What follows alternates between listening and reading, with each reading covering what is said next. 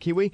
Opinions now from public address man Russell Brown over at the Hard News blog there, and also the Media 7 show on TVNZ7. Good morning, Russell. Good morning. Good morning. Now, on your game day, the Rugby World Cup final day, you went for a wee ride around Auckland City to take in the sights and sounds. But as I have been doing throughout the World Cup, actually, it's been really good fun. Yeah, I've been enjoying the tweets on the road, actually. You checked out the Occupy Auckland. I was going to say protest, Helen, but you said don't call it a protest.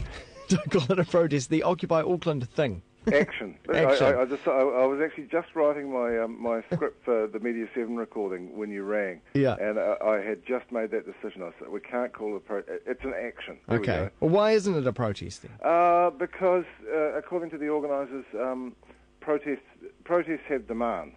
And as things stand, they have no demands. Okay, now that very point is what is puzzling sort of middle New Zealand about this whole thing. Of like, what are those weird freakos doing down there? You don't even know what they want. Yeah, quite. It is clearly, it's, try not to use the word protest, they're taking a stand against the inequity of capitalism. Mm-hmm. And I think the reason and worldwide these movements have had a mostly benign official response, and media response especially, is that I think a lot of people do have the feeling that capitalism as currently practiced is not working terribly well and needs to be fixed. So it failed in 2008, and nothing has been done about it. Yeah, and the issue is particularly acute in the US, where inequity of income is just crazy and has been widening.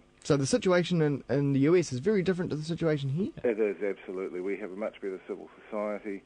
Our economy is run on a different basis. And so you do end up getting, into a situation where, should this American protest simply be co-opted anywhere else, even if different conditions pertain? Yeah. I still think that there is some merit in what they're doing. I'm a little sanguine about the whole idea of consensus decision-making, because I've seen that happen in left-wing groups, and it's often not really consensus. It's just a different way of a crowd being led along. Right. But that is the way they're doing things, and talking to people who've been down to the Wellington one, it is mostly young people, and they are sitting down and talking about politics and economics, and that's probably a good thing. Mm-hmm. It's a little bit different in Auckland, where there's a very strong presence from the Unite Union, who are a feature of many protests, and that's because they're organised. Yeah. But they don't really have specific demands either. So the situation with the Occupy Wall Street, that's capturing the imaginations of people across all areas of society, even though some of those people in that so-called 1%. It's going to be difficult, though, for the ones here to be capturing the imagination quite the same way, right? Although I think that they've been quite savvy about making sure not to alienate people. Yeah. They've been absolutely supportive of the Rugby World Cup, rather than dismissing it as some, corporate bread and circuses thing. To the extent where I thought this was brilliant. In Auckland, they managed to get the patch of grass they're occupying in Aotea Square declared a fan zone at the last moment. That's pretty good. And that took Murray McCully's signature, which is beautiful. Yeah. Apparently, is it today in Wellington? There's the last of the All Blacks parades, and the Wellington occupiers are attempting to be cooperative there as well. So I think they are trying not to be alienated, be out on the fringe. However, in Australia, there was a sort of a violent reaction from the police to the protesters in Melbourne and Sydney. It's interesting. I wonder why the difference. Partly, I guess, because the Rugby World Cup's on, but also I think in both Christchurch, so Auckland and Wellington anyway, you had the municipal leadership. Len Brown and Celia Wade-Brown are not going to want to be the mayor who wades in and starts cracking heads. Yeah. And there was a suggestion to the Auckland occupiers on Sunday that perhaps they could move along, and they went no. And everyone went, oh, okay. But it's fascinating, and it's required a political reaction in the US from both sides of the spectrum. First, the Democrat leadership jumped up and said, "Oh, yeah, we think these people have a point and should be listened to." And then Eric Cantor, the Republican House Majority Leader, appeared to express some sympathy, and that's partly because in the US, this movement has oddly, but actually not that oddly, started to blend at the edges with the Tea Party because they have a lot of common grievances. Yeah, right. It's interesting. There's quite a well-known blog post that has drawn up a Venn diagram of Occupy protesters and Tea Party people and their common interests, and there are some there. I wonder whether sometimes that message gets a bit garbled. There was on a Facebook page for the Wellington occupation, and it wasn't actually the organisers.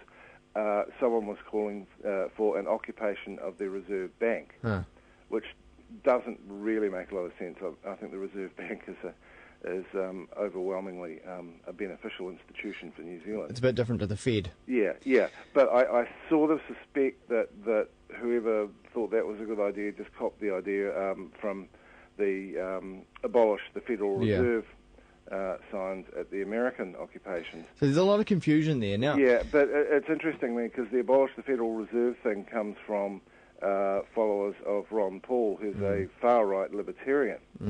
And they've gotten involved in the Occupy actions as well. So it is a very confusing picture. So, I mean, this follows on to what you're going to be talking about in Media 7 this week, but this idea that, by and large, most New Zealanders are kept reasonably happy. Now, this might change in the next 3 years, depending on what happens with the government. But by and large, we're just kept neither too rich nor too poor, just reasonably happy and just, easily just cruising along, as opposed to what's happening to Middle America. Yeah, we're not. That 10% unemployment and no prospect of it dropping in America, and real household incomes have fallen there. They've risen in New Zealand over the last 15 years. But what has happened in New Zealand that's similar to the US is income inequity has grown. It's not at the extreme stage that it is in the US, where so much of the wealth is controlled by 1% of the population.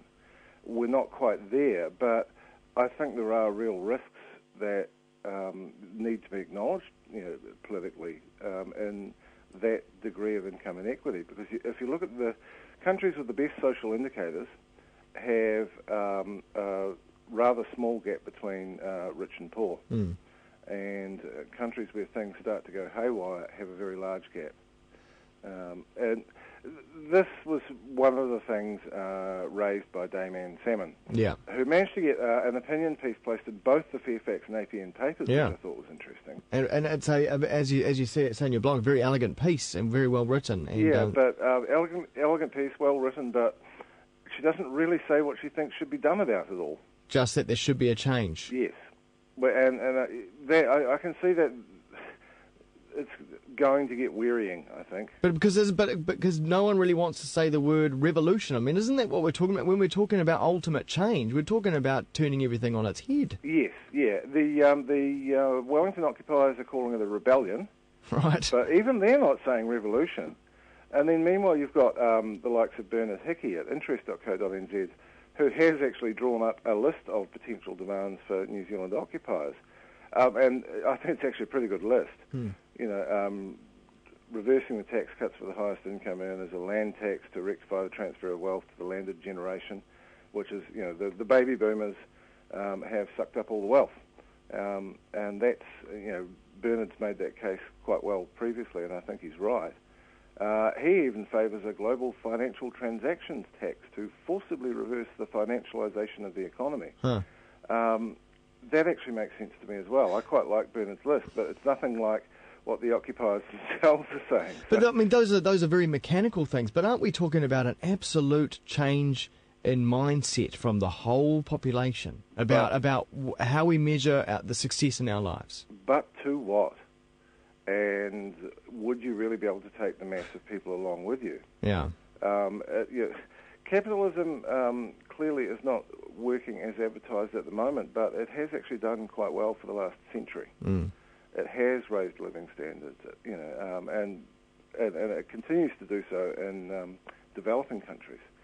So it's not as simple as saying capitalism needs to be over, because there's nothing else that's actually worked to any great degree. But there's interesting books, like, say, by people like Clive Hamilton, with his book Affluenza, that talks about this, this poison in our society of always wanting to up the Joneses next door, with a bigger TV and a bigger car and all that kinds of things. Now, this really goes to the heart of capitalism in our consumer-based society. Yeah, it does. And J.K. Galbraith, the economist, Keynesian economist, his view of what brought down the Soviet Union is interesting. He thought that it actually, although people wanted political freedoms, they also wanted consumer goods. They became aware that they didn't have access to the consumer goods that people in the West did, and they wanted a part of that. But you see, our leaders, like, say, John Key, would turn around and say, well, you're not being aspirational. Being aspirational is not a bad thing. It just depends on how you define what the aspiration is. But, I mean, the aspiration that he's talking about is lifting your income so that you could go and buy more things. Yeah. Although a lot of people aren't in a position to lift their income, I think that's part of the problem. Yeah, it is interesting, and I hope it goes somewhere useful, Occupy. What we'll talk about on Media 7 this week is more the media angle on it. But it would be nice if it eventually gelled into a movement that had some specific requests of the system, because I don't think you're actually going to change anything by simply by occupying places. Indeed. Well, we'll look forward to that show. That's just after 9 o'clock on Thursday evening, Media 7, TVNZ7. Thanks very much, Russell. Thank you. Cheers. See ya. Russell